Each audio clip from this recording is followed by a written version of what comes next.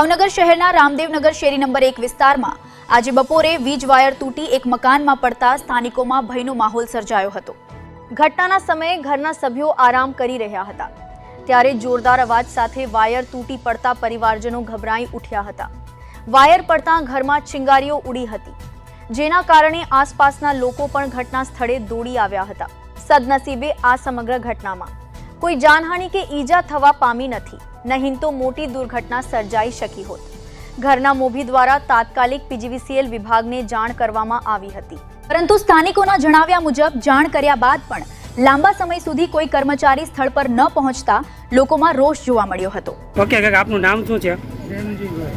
કયો વિસ્તાર છે? આ રામદેવનગર છે, શેરી નંબર 1।